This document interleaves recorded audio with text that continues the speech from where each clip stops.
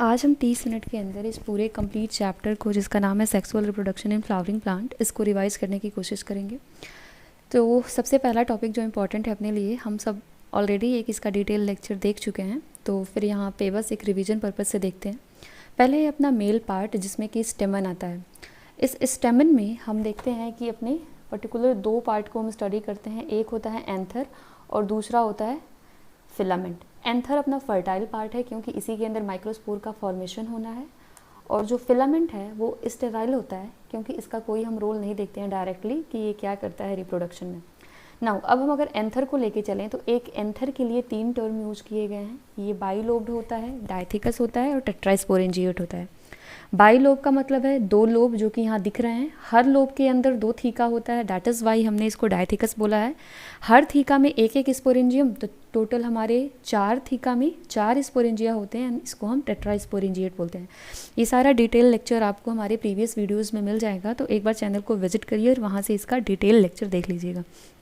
आगे हम देखते हैं कि एंथर के अंदर स्पोरोजिनस टिश्यू मिलते हैं। ये टिश्यू, इनके अंदर स्पेशल टाइप की सेल होती हैं जिन्हें मदर सेल कहा जाता है। इस मदर सेल के अंदर देखते हैं तो मियोसिस होता है, और मियोसिस के बाद हमारे माइक्रोस्पोर का फॉर्मेशन होता है। जब भी किसी सेल में मियोसिस होगा तो उससे 4 सेल का फॉर्मेशन होगा, दैट इज़ वाई इस माइक्रोस्पोर को हम बोलते हैं माइक्रोस्पोर टेट्राड कहा जाता है, क्योंकि ये नंबर में 4 होते हैं। प्लॉइडी लेवल देखा जाए तो मदर सेल अपनी डिप्लॉयड होती है, एंड माइक्रोस्पोर जब डिवीजन के बाद बनते हैं तो वो हैप्लॉयड हो जाते हैं, इनमें प्लॉइडी एन हो जाती है। इसी के साथ जो ये प्रोसेस है मदर सेल से माइक्रोस्पोर बनने की, इसको हमने माइक्रोस्पोरोजेनेसिस कहा है। ठीक है, यहाँ देखिए जो अपनी मदर सेल स्पोरोजिनस टिश्यू में है, उसके प्रोटेक्शन के लिए भी कुछ लेयर होती हैं जिनको हम प्रोटेक्टिव लेयर कहते हैं। वही लेयर यहाँ पे दिया गया है कि जो सबसे बाहर की तरफ लेयर है उसको हम एपिडर्मिस बोलते हैं। दूसरा लेयर एपिडर्मिस के अंदर की तरफ आता है, जिसे एंडोथीसियम बोला जाता है। एंडोथीसियम का मेनली रोल होता है डेहिसेंस में। ये तीनों के तीनों, जो तीसरा मिडिल लेयर है, प्रोटेक्शन में तीनों पार्टिसिपेट करते हैं, बट अगर हम डेहिसेंस की बात करें तो उसमें मेनली एंडोथीसियम का रोल होता है। नाउ मदर सेल जो है उसको न्यूट्रिशन देने के लिए एक स्पेशल टाइप का सेल होता है जिसको कि हम टेपेटम बोलते हैं। टेपेटम की कुछ इंपॉर्टेंट पॉइंट हैं जो कि हमें याद रखने हैं और ये एग्जाम में अक्सर पूछे जाते हैं। पहला कि ये जो टेपेटम है वो न्यूट्रिटिव लेयर होता है, दैट इज़ मदर सेल को न्यूट्रिशन देता है जिससे कि जो डेवलपिंग पॉलिन ग्रेन है उसको भी न्यूट्रिशन मिलता रहे। सेकेंड कैरेक्टरिस्टिक फीचर है टैपेटम का कि ये मल्टी न्यूक्लिएटेड होता है। इसमें कई सारे न्यूक्लियस होते हैं, और अगर ये मल्टी न्यूक्लिएटेड होगा तो इसमें डीएनए कंटेंट भी ज़्यादा होगा। फिर से ये डेंस साइटोप्लाज्म इसके अंदर पाया जाता है। And the fourth one is कि ये स्पोरोपोलेनिन का सेक्रेशन करता है। स्पोरोपोलेनिन सबसे हार्ड सब्सटेंट होता है जितना भी हमें अभी तक पता है। नाउ यहाँ पे अब हम माइक्रोस्पोर पे आते हैं।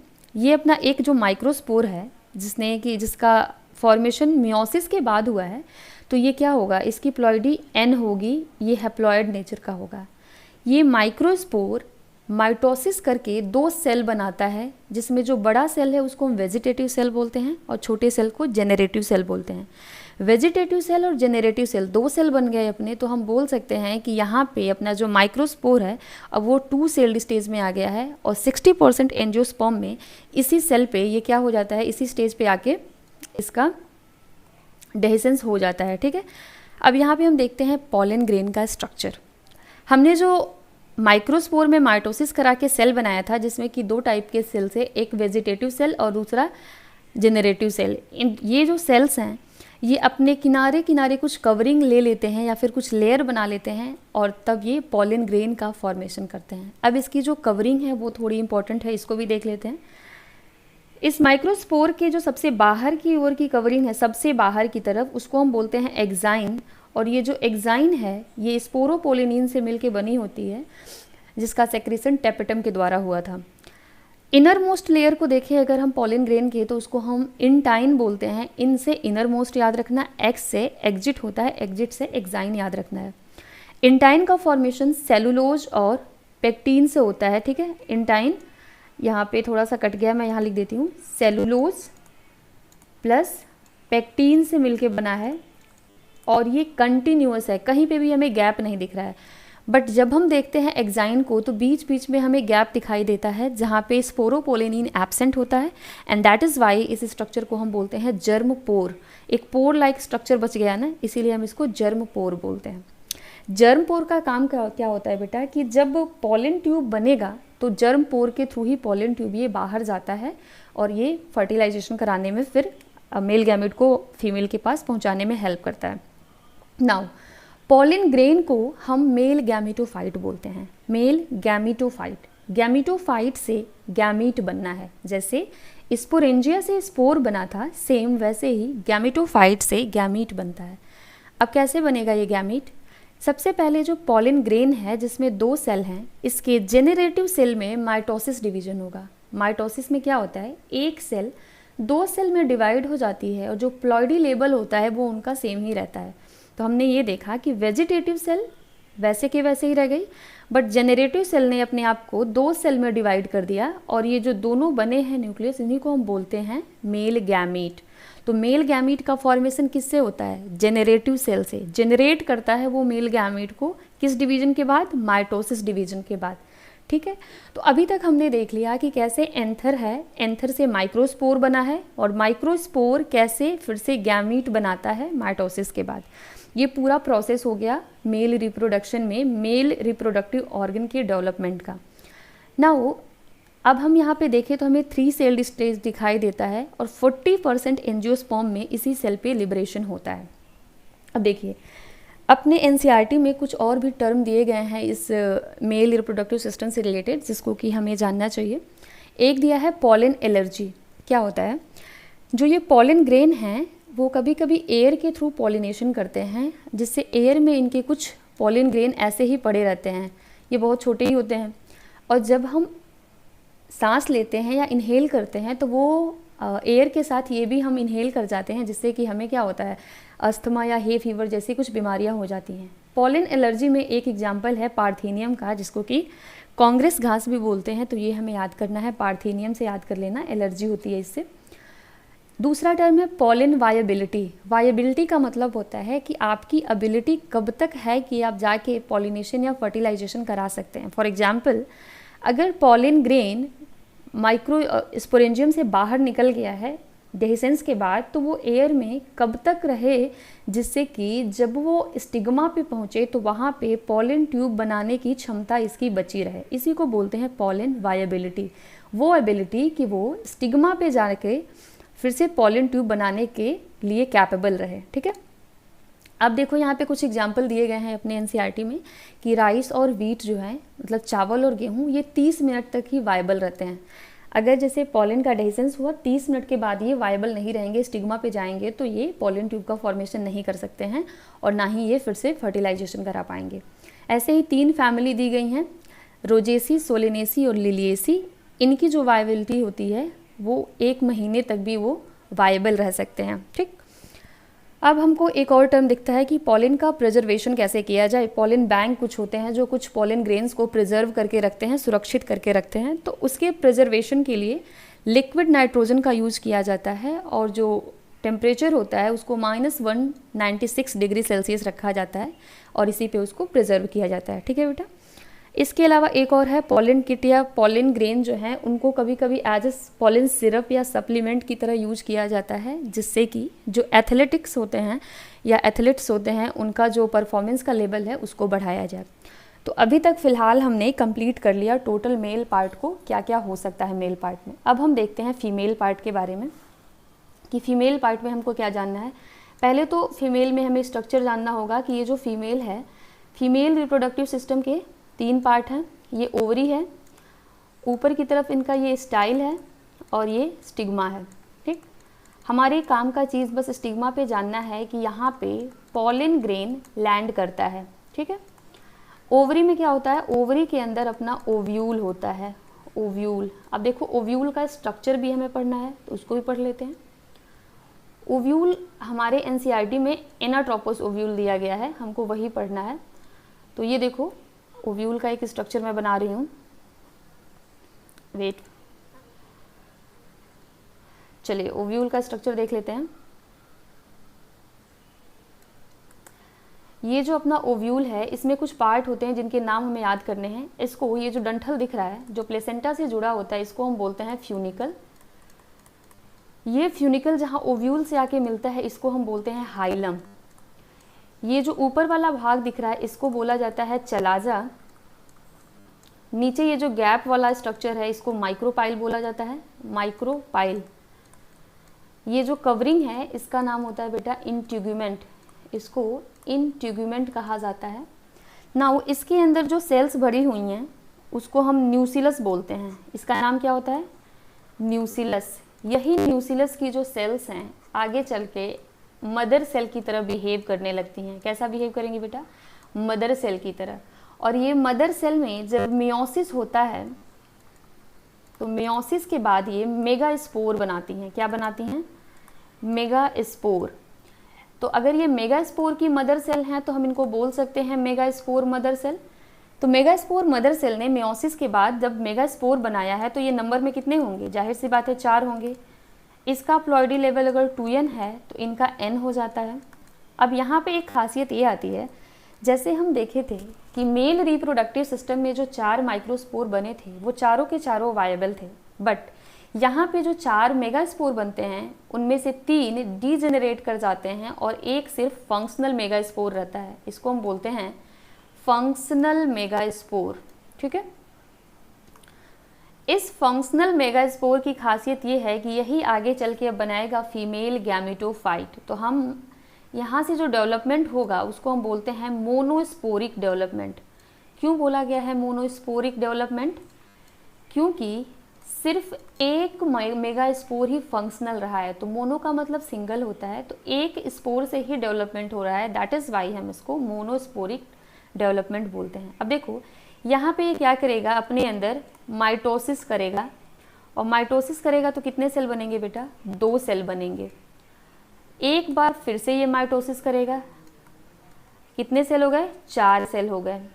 इसके बाद से लास्ट टाइम ये फिर से एक बार और माइटोसिस करेगा, जिससे कि टोटल नंबर ऑफ इसमें जो न्यूक्लियस हो गए वो 8 हो जाएंगे। अब यहाँ पे एक बात हम देख रहे हैं कि यहाँ पे न्यूक्लियस का डिवीज़न तो हो रहा है बट कहीं पे भी सेल का डिवीज़न नहीं हो रहा है, और दैट इज़ वाई ये एक तरीके का फ्री न्यूक्लियर डिवीज़न जैसा है। ठीक, अब देखो यहाँ पे जब 3 बार ये डिवीज़न करा लेगा तब जाके ये कराएगा क्या? सेल का फॉर्मेशन कराएगा। इट मीन्स कि अब साइटोकाइनेसिस होगा। साइटोकाइनेसिस में सेल का डिवीजन होता है ना, तो साइटोकाइनेसिस कैसे होगा? देखिए 3 सेल ये ऊपर की तरफ ही ऐसे रह जाएंगे और आप अपने किनारे किनारे ये सेल को बना लेंगे। फिर से नीचे की तरफ 3 सेल आ जाएंगे और फिर ये भी अपने किनारे क्या कर लेंगे? सेल वॉल बना लेंगे या फिर सेल बना लेंगे। यहाँ से एक सेल यहाँ आ जाएगा और यहाँ से एक सेल यहाँ आ जाएगा, मतलब 2 सेल बीच में आ गए अपने, ऐसे करके। इस स्ट्रक्चर को हम बोलते हैं एम्ब्रियो सैक या फिर फीमेल गैमेटोफाइट। इसी का नाम है बेटा एम्ब्रियो सैक या फीमेल गैमेटोफाइट, जो कि यहाँ पे रहता है। देखो मैंने खाली जगह इसीलिए छोड़ा था कि हम इसको बना सकें आगे। बीच में 2 ऐसे किनारे किनारे करके ऐसे कर लीजिए। अब इस एम्ब्रियो सैक में हमको इनका नाम देना है। जो ऊपर के ये 3 सेल हैं इनको बोलते हैं एंटीपोडल सेल। कौन से सेल हैं ये? Antipodal cell. बीच में ये जो सेंट्रल न्यूक्लियाई हैं इनको बोलोगे सेंट्रल न्यूक्लियाई। बीच में है ना, दैट इज़ वाई ये सबसे बड़े होते हैं। देखो कितना बड़ा सेल है, सेंट्रल सेल एक। यहाँ पे बीच में सबसे होता है अपना एग सेल। कौन है ये? एग। एग की 2 सहेलियाँ होती हैं जिनका नाम होता है सिनर्जिड। क्या बोलते हैं बेटा इसको? सिनर्जिड।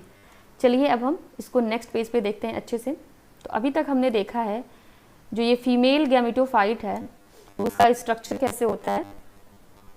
तो एक बार हम देख लेते हैं फीमेल गैमेटोफाइट के स्ट्रक्चर को हमने क्या क्या देखा है इसमें। एक सेकेंड रुक जाओ बेटा। अभी हमने फीमेल गैमेटो, तो ये अपना जो था एक एम्ब्रियो सैक, इसमें हम देखेंगे यही उसका स्ट्रक्चर था। अब देखो इसमें नंबर ऑफ सेल्स काउंट करते हैं, 1 2 3। ये जो 3 एंटीपोडल सेल हैं इसका मतलब सेंट्रल सेल कितना है बेटा? इसने अपने किनारे सेल नहीं बनाया है। इसका मतलब ये जो बड़ा सा अपना सेल दिख रहा है वही इसका सेल है। तो सेंट्रल सेल अपना एक ही हो जाएगा। एग सेल अपना ये है, ये वाला एग है, तो एक एग सेल है, इसकी 2 सहेलियां किनारे किनारे लगी हुई हैं यहाँ पे, तो 2 सिनर्जिड सेल हैं। चलिए न्यूक्लियस भी काउंट कर लेते हैं, 1 2 3 एंटीपोडल न्यूक्लियस हैं। सेंट्रल न्यूक्लियस देखो, अब एक न्यूक्लियस और एक 2 न्यूक्लियस, सेंट्रल न्यूक्लियस 2 हैं, एग का 1 न्यूक्लियस, सिनर्जिड का 2 न्यूक्लियस। टोटल अगर सेल्स की बात करें 3 1 4 1 5 2 7 सेल होता है इसमें, 7 सेल। न्यूक्लियस कितना होगा बेटा, 3 2 5 1 6 2 8, 8 न्यूक्लियस। तो इसको बोला जाता है कि ये 7 सेल्ड 8 न्यूक्लिएटेड स्ट्रक्चर होता है एम्ब्रियो सैक। एम्ब्रियो सैक को ही हम बोलते हैं फीमेल गैमेटोफाइट। तो अभी तक हमने पढ़ लिया मेल गैमेटोफाइट और फीमेल गैमेटोफाइट। अब होगा पॉलन पिस्टल का इंटरेक्शन, और जिस इंटरेक्शन के बाद होगा फर्टिलाइजेशन। चलिए देखते हैं इंटरेक्शन कैसे होगा इनका।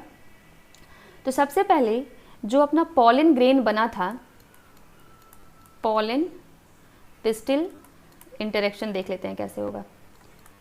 इंटरेक्शन, ठीक है बेटा, ये एक हेडिंग है अपने एनसीईआरटी में। तो सबसे पहले जो पॉलन ग्रेन है वो पॉलन ग्रेन आता है कहाँ पे, अपने ही स्पीसीज के स्टिग्मा पे आएगा। और जब अपने ही स्पीसीज के स्टिग्मा पे आएगा तो ये स्टिग्मा कुछ केमिकल सेक्रेट करेगी जिससे कि वो पहचान कर ले कि हाँ ये मेरे ही स्पीसीज का पॉलन ग्रेन है। इनके बीच में कुछ इंटरेक्शन होता है, और अगर स्टिग्मा को लगता है कि हाँ ये पॉलन ग्रेन कंपैटिबल है मेरे लिए, देन वो इनको अलाउ करती है कि ये पॉलन ट्यूब का फॉर्मेशन करें या जर्मिनेशन कराएं अपना, ठीक है।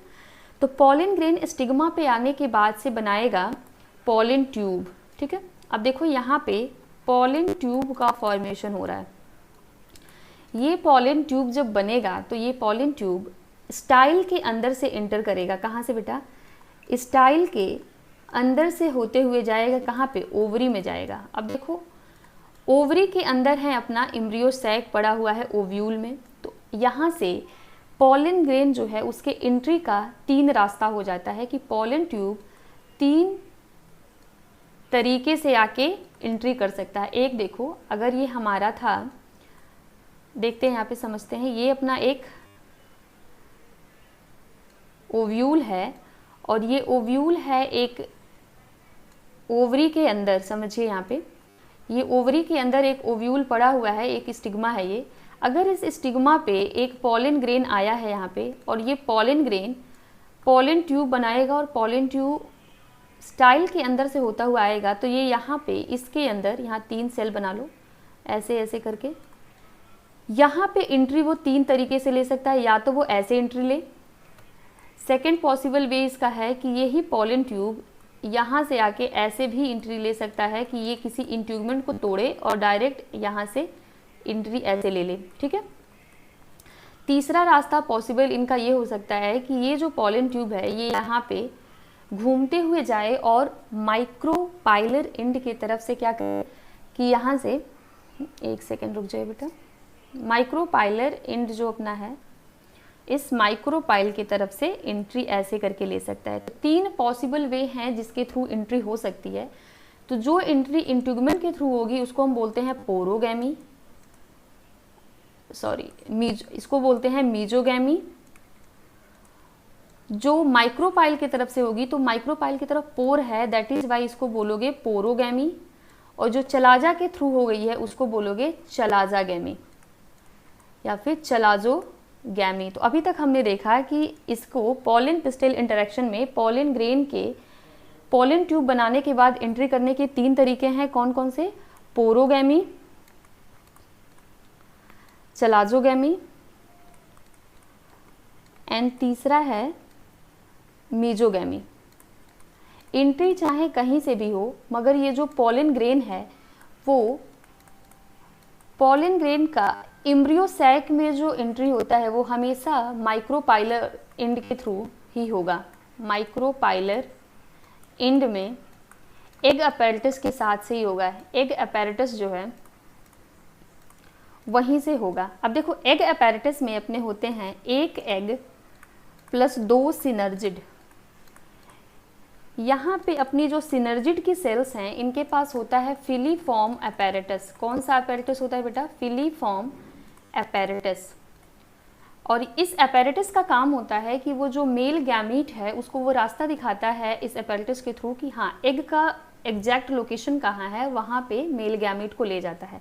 अब देखो हमारा ये जो फीमेल गैमेटोफाइट था, वहाँ पे एक अपना यहाँ पे सिनर्जिड, एक अपना यहाँ पे सिनर्जिड, बीच में एग है, यहाँ पे 3 एंटीपोडल सेल्स पड़े हुए हैं और ये 2 अपने पोलर। अब ये है अपना पॉलन ग्रेन की एंट्री करा देते हैं एक बार। चलिए ये है अपना पॉलन ग्रेन अगर आ रहा है तो पॉलन ग्रेन जब आता है तो इसके पास यहीं से वो जाएगा और समझिए इस पॉलन ग्रेन के पास कितने मेल गैमीट होते हैं। पॉलन ग्रेन के पास 2 मेल गैमीट हैं। अब इन 2 मेल गैमीट में से पहला मेल गैमीट यहाँ आ जाएगा और ये एग के साथ फ्यूज हो जाएगा। तो एग प्लस 1 मेल गैमीट, एक मेल गैमीट यहीं पे फ्यूज कर लेगा। तो इसकी हम प्लॉइडी देखें तो n plus n gives 2n और ये बना देगा अपना जाइगोट। अब देखिए ये जो जाइगोट है तो यहाँ पे फर्टिलाइजेशन एक बार हो गया ना, एक बार फर्टिलाइजेशन हो गया क्योंकि मेल गैमीट एग के साथ फ्यूज कर गया है। अब ये जो दूसरा बचा हुआ है वो चला जाएगा सेकेंडरी न्यूक्लियस के पास और यहाँ पे हम देखेंगे कि जो अपना पहले से ही सेकेंडरी न्यूक्लियस था इसके साथ एक मेल गैमीट फ्यूज होता है और जैसे ये फ्यूज होगा तो ये दे देगा 3n स्ट्रक्चर जिसको कि हम बोलते हैं एंडोस्पर्म या फिर पेम बोलते हैं, प्राइमरी इंडोस्पर्मिक न्यूक्लियस। ठीक है, तो ये इंडोस्पर्म आगे चल के बनाएगा। अभी तक हमने देख लिया क्या, डबल फर्टिलाइजेशन हम आराम से समझ लिए। देखो फर्टिलाइजेशन कितनी बार हुआ है, यहाँ पे फर्टिलाइजेशन हुआ है 2 बार। कैसे 2 बार हुआ है फर्टिलाइजेशन? एक बार मेल गैमीट का फ्यूजन हुआ है, 2 मेल गैमीट थे ना, एक ने फ्यूज किया एग के साथ और उसने बनाया जाइगोट, तो हो गया ये पहला फर्टिलाइजेशन अपना। दूसरा जो मेल गैमीट था वो बच गया था, वो कहाँ पे चला जाएगा? वो चला जाएगा सेंट्रल सेल के पास और सेंट्रल सेल पे के साथ फ्यूज होके वो बना देगा इंडोस्पर्म वाली सेल्स। अब ये जो इंडोस्पर्म वाला है यहाँ पे हो गया सेकेंड फर्टिलाइजेशन। तो टोटल कितनी बार फर्टिलाइजेशन हुआ? 2 बार हुआ। दैट इज वाई इसको हम बोलते हैं डबल फर्टिलाइजेशन। डबल फर्टिलाइजेशन के साथ ही हम इस यहाँ पे ट्रिपल फ्यूजन टर्म भी यूज करते हैं। ट्रिपल फ्यूजन क्यों बोला गया है? क्योंकि यहाँ देखिए ये जो अपना मेल गैमीट आया है यहाँ पे, इस मेल गैमीट ने सेंट्रल सेल के पहले से n+n से फ्यूज किया है, तो 1 2 3 बार फ्यूजन हुआ है। दैट इज वाई यहाँ पे ट्रिपल फ्यूजन भी हो गया है। तो double fertilization and triple fusion is the characteristic feature of angiospermic plant. ये सिर्फ और सिर्फ एंजियोस्पर्मिक प्लांट में ही देखने को मिलेगा, तो ये इसका कैरेक्टरिस्टिक फीचर होता है। डिस्कवरी इसकी नवाशिन ने किया था, ये आपको बुक से भी पढ़ लेना है। डिस्कवरी किसने किया था? नवाशिन ने लीलियम के प्लांट में किया था। तो अभी तक हमने क्या पढ़ लिया? हमने पढ़ लिया डबल फर्टिलाइजेशन वगैरह सारा चीज़ पढ़ लिया है, ट्रिपल फ्यूजन भी पढ़ लिया है। एक छोटा सा और टॉपिक है जिसका नाम है इंडोस्पर्म। अब देख लेते हैं इंडोस्पर्म क्या होता है। तो इंडोस्पर्म का फॉर्मेशन हमने देखा है कहाँ से हुआ है बेटा? इंडोस्पर्म जो अपना है इसका फॉर्मेशन हुआ है जब मेल गैमीट फ्यूज हुआ है सेकेंडरी न्यूक्लियस से। तो male gamete n plus secondary nucleus वाला फ्यूज हुआ है तो अपना क्या बना है? इंडोस्पर्म। तो ये 3n होता है इसकी प्लॉइडी। तो कभी भी अगर आपको प्लॉइडी लेवल निकालना हो तो इसको हमेशा याद रखिएगा, ये 3n होता है, जाइगोट 2n होता है और पॉलन ग्रेन n होता है। अब इंडोस्पर्म अपने 3 तरीके के होते हैं, ये तीनों तरीके यहीं पे हम देख लेते हैं। एक होता है फ्री न्यूक्लियर, एक होता है यहाँ पे सेलुलर और एक होता है हेलोबियल। नाम से ही पता चल रहा है फ्री न्यूक्लियर में क्या होगा बेटा कि ये जो अपना PEM बना है ना, प्राइमरी इंडोस्पर्मिक न्यूक्लियस, अब ये कई बार मल्टीपल टाइम डिवाइड करेगा अपने आप को, मल्टीपल फ्री न्यूक्लियर डिवीजन कराएगा। फ्री न्यूक्लियर डिवीजन का मतलब क्या होता है कि न्यूक्लियस इसका कई बार ऐसे ऐसे डिवाइड हो गया है, पूरा ये न्यूक्लियस डिवाइड होके भर गया पूरा ये, बट कहीं पे भी साइटोकाइनेसिस नहीं हुई है, सेल का फॉर्मेशन नहीं हुआ है। दैट इज़ वाई इसको हम फ्री न्यूक्लियर डिवीजन बोलते हैं। आफ्टर सम टाइम ये क्या करता है, सारे के सारे न्यूक्लियस अपने आप को ऐसे अरेंज कर लेते हैं पेरीफेरी के पास, जिससे कि बीच में एक बड़ा सा वैक्यूल बन जाता है और इसी को हम बोलते हैं free nuclear division, free nuclear endosperm. Example इसका कोकोनट याद रखना है। जो हम कोकोनट का पानी पीते हैं वो फ्री न्यूक्लियर एंडोस्पर्म ही होता है। नाउ सेलुलर में देखिए कुछ नहीं, एक अपना ये प्राइमरी एंडोस्पर्मिक न्यूक्लियस है, इसमें डिवीजन होगा और जैसे डिवीजन होगा इसमें तुरंत इसमें सेल का भी फॉर्मेशन होता जाएगा। अब देखो इसमें डिवीजन तुरंत सेल के फॉर्मेशन के साथ फॉलो हो रही है, तो इसमें ऐसे हमारे सेलुलर न्यूक्लियर, सेलुलर बन जाएगा सेल जिसको हम बोलेंगे सेलुलर एंडोस्पर्म। हेलोबियल में क्या होता है बेटा? हेलोबियल वाले में कुछ नहीं, सबसे इजी यही होता है, इसमें जो पहली बार पीईएन में डिवीजन होगा तो 1 से 2 बनेंगे न्यूक्लियस, एक अपना माइक्रोपाइलर एंड की तरफ होगा और एक चलाजल एंड की तरफ होगा। जो माइक्रोपाइलर एंड की तरफ होगा वो तो अपने में अब फ्री न्यूक्लियर डिवीजन कराता रहेगा, बट जो चलाजल एंड की तरफ है उसमें जब डिवीजन होगा तो वो सेल का फॉर्मेशन भी करेगा। तो यहाँ हम देख सकते हैं हेलोबियल वाले में दोनों की क्वालिटी देखने को मिल रही है, ऊपर हो रहा है फ्री न्यूक्लियर डिवीजन और नीचे हम देख रहे हैं कि यहाँ पे सेलुलर डिवीजन हो रहा है। तो अभी तक हमने क्या देखा? एंडोस्पर्म जनरली सेंट्रल सेल के फ्यूजन का, जब मेल गैमेट से फ्यूजन होता है तब ये बनता है। एंडोस्पर्म 3 प्रकार से हो सकते हैं, फ्री न्यूक्लियर जहाँ पे एंडोस्पर्म में multiple times free nuclear division होंगे, कहीं पे भी सेल का फॉर्मेशन नहीं होगा जैसे कि कोकोनट में। सेलुलर में क्या होगा कि जो अपना पीएन है वो डिवाइड करेगा और डिवाइड करने के साथ सेल का भी फॉर्मेशन साथ साथ ही करता रहेगा, जिससे कि एक सेलुलर टाइप का अपना एंडोस्पर्म बनेगा। हेलोबियल में पहली बार जब डिवीजन होगा तो अपने 2 सेल बनेंगे, जिसमें माइक्रोपाइलर एंड वाला जो सेल है वो फ्री न्यूक्लियर डिवीजन करता रहेगा और चलाजल एंड की तरफ सेलुलर डिवीजन होगा, जिससे कि दोनों के कैरेक्टरिस्टिक फीचर आ जाएंगे इसमें। और ये था पूरा हमारा एंडोस्पर्म के बारे में। ठीक, तो आज के इस लेक्चर में हमने अभी तक एंडोस्पर्म समझ लिया है। अब हम छोटा सा एक और टॉपिक है जिसको कि हम बोलते हैं सीड का एम्ब्रियो का फॉर्मेशन भी देख लेते हैं, एम्ब्रियो कैसे बनता है। देखिए जाइगोट जो अपना है वो आगे चल के बनाता है एम्ब्रियो। ठीक है बेटा, अब देखिए डेवलपमेंट ऑफ एम्ब्रियो की अगर बात करें तो इसको हम बोलते हैं एम्ब्रियोजेनेसिस। जाइगोट से एम्ब्रियो का ये जो फॉर्मेशन है इसी को बोला जाता है embryogenesis. Genesis of embryo, genesis का मतलब पता ही है कि फॉर्मेशन करना होता है। ठीक है बेटा, अब ये फॉर्मेशन कैसे होगा? जब सर्टेन अमाउंट ऑफ एंडोस्पर्म बन जाता है, मान लो कि कुछ अमाउंट का एंडोस्पर्म बन चुका है। अब एंडोस्पर्म हम क्यों बोल रहे हैं कि सर्टेन अमाउंट का बनना चाहिए? क्योंकि यही नरिशमेंट देता है, नरिशमेंट पहले होना चाहिए तब जाके एम्ब्रियो का फॉर्मेशन होता है। तो ये क्या करता है? ट्रिगर करता है ग्रोथ कराने को एम्ब्रियो का, कि अब हमें एम्ब्रियो का फॉर्मेशन करना चाहिए। ठीक है, trigger the growth of embryo. अब यहाँ पे क्या होगा? यहाँ से हम देखते हैं डायग्रामेटिक, एक अपना ये जाइगोट है, जाइगोट में जब डिवीजन होगा तो 2 सेल बनेंगे बेटा, एक ऊपर थोड़ा बड़ा सा सेल रहेगा और नीचे वाला थोड़ा सा इसे छोटा में सेल रहेगा। ऐसे ऊपर वाले सेल को बोला जाता है बेसल सेल, बेसल सेल को ही हम बोलते हैं सस्पेंसर सेल। नीचे वाले सेल को बोलोगे एम्ब्रियोनल सेल, एम्ब्रियोनल, या फिर इसको बोल सकते हो टर्मिनल सेल। ठीक है, अब आगे देखो क्या होगा। अब हम एक एक करके डिवीजन देखते हैं कि बेसल सेल में कैसे डिवीजन होगा। बेसल सेल जो अपना है ये अपने आप को कई बार डिवाइड करता है और एक ऐसे लेयर बना लेता है एक के ऊपर एक। बेसल सेल, बेसल सेल में ऐसे डिवीजन होगा और इसके सबसे ऊपर वाला जो सेल है ना वो अपने आप को थोड़ा स्पेशल कर लेता है, जिसको कि हम बोलते हैं हस्टोरिया। हस्टोरिया का काम बताएंगे, इसका काम होता है ना नरिशमेंट को ये शक करने का काम करता है। हस्टोरिया ये फर्स्ट सेल होता है, फर्स्ट सेल ऑफ सस्पेंशर है डिवीजन के बाद।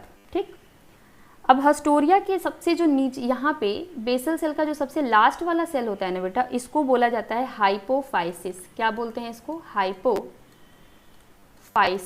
ये डिवीजन किस में हुआ है? ये डिवीजन हुआ है इस वाले सेल में, इसलिए मैं कलर चेंज करके बना रही हूँ। बेसल सेल में डिवीजन हुआ है तो ये पूरा एक लंबा सा लाइन बना है। अब ये एम्ब्रियो जो है ना, एम्ब्रियो को पूरा पुश कर देगा नीचे की तरफ। अब ये एम्ब्रियो को जब पुश करेगा तो अपना ये वाला जो सेल है, समझो एम्ब्रियोनल सेल का डिवीजन यहाँ पे देखते हैं। एक बार इसमें डिवीजन होगा तो ऐसे बनेगा 2 सेल, फिर ये 2 से बनाएगा 4 सेल,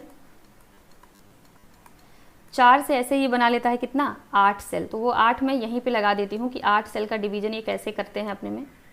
ये 4, 1 2 3 4, और ऐसे ही यहाँ पे 8 सेल का ये डिवीजन करा लेता है अपने पास एम्ब्रियोनल सेल। देखिए 8 सेल बन गए ना। इसका नाम होता है बेटा ऑक्टेंट स्टेज बोलते हैं। ऑक्टेंट का मतलब कितना होता है, 8 होता है ना। अब देखो अपना ये ऑक्टेंट जो है यही एम्ब्रियोनल सेल है। इस एम्ब्रियोनल सेल के ऊपर इतना भार रखा हुआ है, तो ये इसको कहाँ पुश कर देता है, एकदम नीचे की तरफ पुश कर देता है। चलिए अब यहाँ पे देखते हैं हम, दूसरे पेज पे एक बार देखना पड़ेगा इसको। ये मान लो अपना यहीं पे इसी कलर से मैं बना देती हूँ। ऊपर हस्टोरिया है, नीचे ये पूरा बेसल सेल जो डिवाइड हुआ था इसका एक पूरा रो है, ये अपना हाइपोफाइसिस है। और यहाँ पे मैं बना रही हूँ ऑक्टेंट को। ये ऑक्टेंट है जो कि एम्ब्रियोनल सेल का है। 1 2 3 4 5 6 7 8, ठीक। अब यहाँ पे ये जो अपना हाइपोफाइसिस है ये क्या आगे चल के बनाएगा, ये देखते हैं। हाइपोफाइसिस जो है ये बनाता है रेडिकल का पार्ट और रूट कैप बनाने का काम करेगा। रूट कैप या फिर ये रेडिकल का पार्ट बनाने का काम करेगा। ऊपर अपने क्या है, हस्टोरिया है, ऊपर सबसे हस्टोरिया है। अब यहाँ जो अपने ऑक्टेंट हैं इनके जो ये देख रहे हो ना, 1 2 3 4 5 6 7 8, इसका मतलब है कि ये 4 के टीयर में बने हुए हैं। तो 4 टीयर अगर हम लेके चलें तो जो अपर वाले हैं, अपर वाले 4 टीयर ये बनाएंगे प्लूम्यूल। ये नाम बेटा याद करना होगा, प्लूम्यूल। और प्लूम्यूल के साथ ही 1 या 2 कॉटिलिडेंस बनाते हैं। ये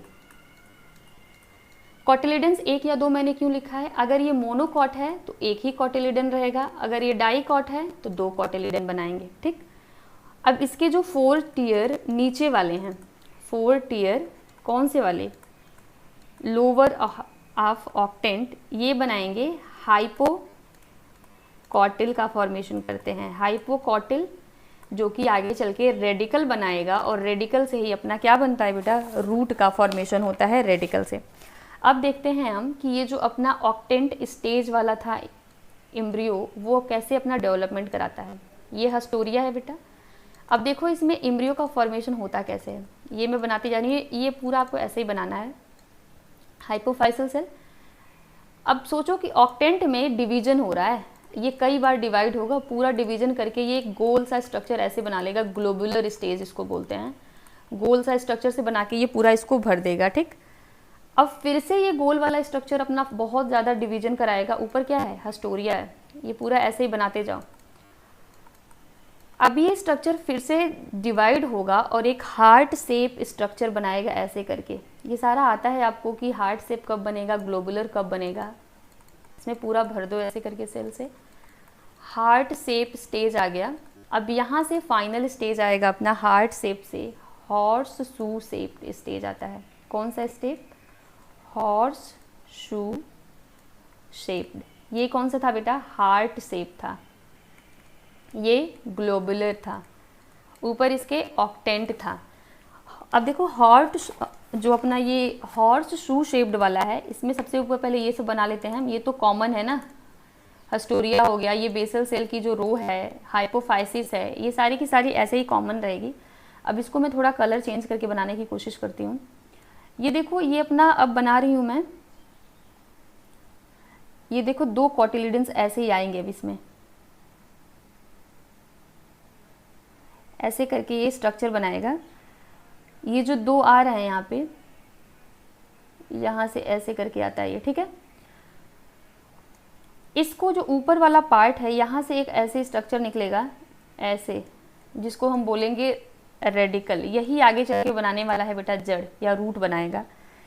ये जो स्ट्रक्चर है जहाँ से रेडिकल ओरिजिनेट हुआ है, इसको हम बोलते हैं प्लूम्यूल, और प्लूम्यूल आगे चल के अपना स्टेम बनाता है। और ये जो दोनों थे वो क्या थे, कॉटिलिडन्स हो गए। जो देखते हो ना चने की दाल को, चने को जब तोड़ो तो 2 कॉटिलिडन निकलते हैं, तो यही वाला अपना हो गया कॉटिलिडन। यहाँ पे साफ से इसका स्ट्रक्चर एक बार देख लिया जाए, कभी कभी लेबल करने के लिए पूछ देता है। एनसीईआरटी में आपको अच्छे से स्ट्रक्चर मिल जाएगा। तो इसको एनसीईआरटी में देखने की कोशिश करिएगा अच्छे से कि कैसे ये स्ट्रक्चर बनाना है, और कभी कभी बोर्ड एग्जामिनेशन में भी पूछ लिया जाता है इसको।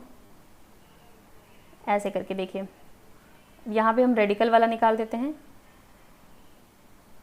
ये रेडिकल है, ऊपर अपने हाइपोबेसिल वगैरह सारे सेल बना ही लोगे, हाइपोफाइसिस है, ये पूरे सेल ऐसे जाएंगे, और यहाँ पे अपना हस्टोरिया वाला सेल आ गया। ठीक, ये दोनों क्या हैं, ये कॉटिलिडन्स हैं। अब बताओ, दो कॉटिलिडन्स हैं, तो दो कॉटिलिडन हैं तो इसका नाम क्या होगा, मोनोकॉट में होगा या डाइकॉट में ये होगा? यस, ये क्या है, डाइकॉट सीड का एक एग्जाम्पल है, डाइकॉटिलिडन के एम्ब्रियो का एग्जाम्पल है। और ये कौन सा स्टेज है, हार्ट शेप का है नहीं, ग्लोबुलर है नहीं, तो ये हॉर्स शू शेप्ड में हमको दो कॉटिलिडन देखने को मिलते हैं। अब चलो यहीं पे थोड़ा सा समझ लेते हैं, अगर मोनोकॉट एम्ब्रियो है, मोनोकॉट, तो क्या क्या खासियत उसमें हो सकती हैं। लेक्चर को फिनिश करना है, जल्दी से कंप्लीट करते हैं। मोनोकॉट में क्या होता है बेटा कि पहली बात तो इसकी खासियत होगी कि इसमें क्या होगा, सिंगल कॉटिलिडन होंगे, एक ही कॉटिलिडन देखने को मिलेगा, दो नहीं होगा। और इस कॉटिलिडन की जो पोजीशन होगी वो टर्मिनल पोजीशन पे ये होगा। किस पोजीशन पे, ये पूछता है कभी कभी, टर्मिनल पोजीशन पे सिंगल कॉटिलिडन होता है इसके में। अब देखो, इसमें जो प्लूम्यूल होगा, प्लूम्यूल की जो प्रोटेक्टिव कवरिंग होगी, इसकी एक प्रोटेक्टिव कवरिंग होगी, जिसको कि हम बोलेंगे कोलियोप्टाइल। क्या बोलेंगे, कोलियोप्टाइल। ऐसे ही जो रेडिकल है, रेडिकल का मतलब जो रूट बनाएगा, इसकी कवरिंग को बोला जाता है कोलियोराइजा। तो रेडिकल में राइजा आएगा, प्लूम्यूल में पटाइल आएगा, कोलियोपटाइल, रेडिकल में कोलियोराइजा। इतने सारे टर्म हमको याद रखना है। आप मुझे कमेंट सेक्शन में बताइएगा कि स्क्यूटेलम किसको कहा जाता है, स्क्यूटेलम किसको कहा जाता है मोनोकॉट के केस में। ये क्वेश्चन आप मुझे कमेंट सेक्शन में बताइए। सो आज के इस लेक्चर में हमने कंप्लीट किया है इस पूरे चैप्टर को। बहुत ही शॉर्ट में कोशिश रही है कि इसको कंप्लीट कर दिया जाए, बट स्टिल इसमें एक पॉइंट बचा हुआ है पॉलिनेशन का। अगर आप चाहिए तो मैं इसका एक दूसरा वीडियो बना के पॉलिनेशन का डाल दूंगी, अदरवाइज वो बहुत ही ईजी टॉपिक है, उसको हम शॉर्ट्स वीडियो में ही देख लेंगे 10 मिनट के अंदर। So that's all for today. और ऐसे ही बाकी वीडियो के लिए आप मेरे चैनल को लाइक और सब्सक्राइब करिए। और यस, जो भी आपके सजेशंस होते हैं उनको आप कमेंट सेक्शन में दे सकते हैं मुझे। Thank you so much for watching.